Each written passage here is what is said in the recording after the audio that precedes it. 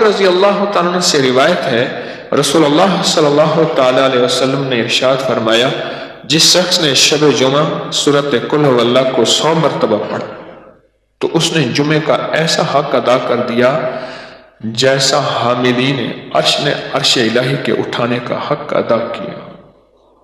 اس کو ذرا سن لیں، ذرا بڑی اہم بات ہے۔ حاملین عرش، حاملین عرش، حاملین عرش،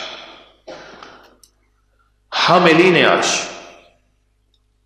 جتنے بھی فرشتے ہیں نا کائنات میں، ہمارے گمان خیال تصور میں نہیں ہے کہ کائنات میں کتنے فرشتے ہیں، ہمارے سوچوں میں نہیں ہے کہ کائنات میں کتنے فرشتے ہیں، ہمارے تصور میں نہیں ہے کہ کائنات میں کتنے فرشتے ہیں۔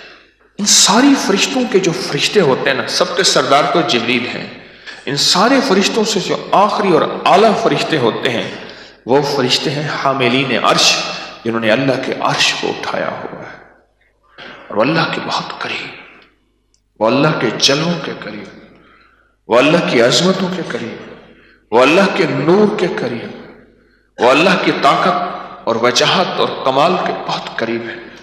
کون سے فرشتے؟ حاملین عرش، حاملین عرش۔ اب جس بندے کو حاملین عرش جان لیں، غور سے سنیے گا، میں علماء کی کتابوں سے عرض کر رہا ہوں، جس بندے کو حاملین عرش پہچان لیں یا جان لیں، قیامت کے دن وہ بندہ نہ رل سکتا ہے، نہ گم ہو سکتا ہے، نہ بچھڑ سکتا ہے، نہ ویران ہو سکتا ہے، اور دنیا میں بھی اس بندے کو اللہ جل شانہ آخرت اور دنیا کی خیریں عطا فرمائیں گے۔ خیریں، وہ خیریں اسے غربت میں ملے، وہ تنگ دستی میں ملے یا دولت میں مل جائے، وہ ہر چیز پہ قادر ہے اللہ میں۔ آنے والا دور بڑا مشکل دور آ رہا ہے۔ کبھی سوچا تھا کہ اتنی مہنگائی کا طوفان آئے گا، پیٹرول اتنا مہنگا، چیزیں اتنی مہنگی، گمان خیال میں نہیں تھا کہ زندگی میں کبھی بھی شب جمعہ میں یہ نفل نہیں چھوڑوں گا۔ یہ نوافل، یہ اعمال جو تسبیح خانہ بتاتا ہے، یہ صرف آپ کے لیے نہیں، نسلوں کے لیے، نسلوں تک یہ برکتیں چلتی ہیں۔ آج شب جمعہ ہے، آج کی رات میں 2 نفل ہیں، جس کی پہلی رکعت میں سورۃ فاتحہ کے بعد 11 بار آیت الکرسی ہے، جس کی دوسری رکعت میں سورۃ فاتحہ کے بعد 11 بار قل هو اللہ ہے۔ پڑھنے والے بتائیں کتنے منٹ لگتے ہیں؟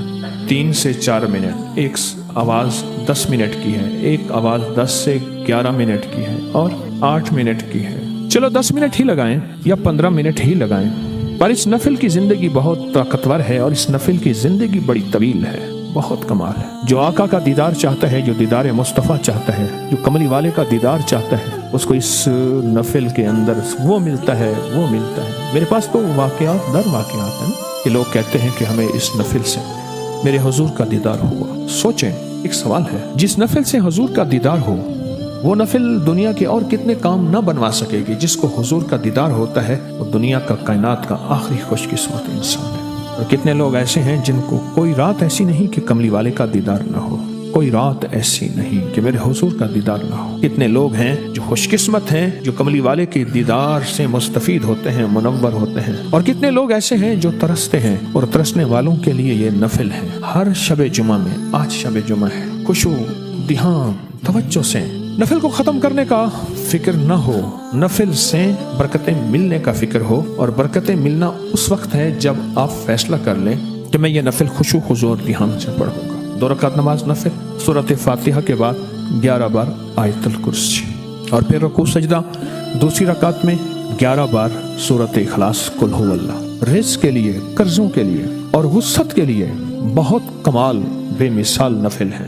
ہفتے کے بعد سارا سال کی نیت کر لیں کہ زندگی میں کبھی بھی شب جمعہ میں یہ نفل نہیں چھوڑوں گا۔ اگر آیت الکرسی تھوڑی سی اٹکتی ہے، میں اس کو یاد کروں گا، اور اس کو 100% یاد کروں گا۔ یاد رکھیے گا، اپنی نسلوں کے لیے رزق اللہ سے منوائیں، اپنی نسلوں کے لیے وسعت منوائیں، اپنی نسلوں کے لیے فراغی منوائیں، اپنی نسلوں کے لیے مفلسی، غربت، فقر، منگتا ہونا، بھکاری بننا، در در کی ٹھوکریں نہ منوائیں، نہ منوائیں، نہ منوائیں۔ یہ نوافل، یہ اعمال جو تسبیح خانہ بتاتا ہے، یہ صرف آپ کے لیے نہیں، نسلوں کے لیے، نسلوں تک یہ برکتیں چلتی ہیں، اور نسلوں تک یہ خیریں چلتی ہیں، اور نسلوں تک یہ اللہ کا فضل کرم چلتا ہے، نسلوں تک چلتا ہے، نسلوں تک چلتا ہے۔ آج کر جائیں۔ اعمال کرنے والے پہ اللہ کے وعدے ہیں، اور اللہ کے وعدے ہیں کہ جو نیکی کرے گا، اعمال کرے گا، یہ عمل کرے گا، میں اس کی نہیں، اس کی نسلوں کو پالوں گا۔ وکانا ابوہما صالح۔ قرآن کہتا ہے خزانہ تھا موسیٰ اور خضر علیہ السلام کا واقعہ، انہوں نے دیوار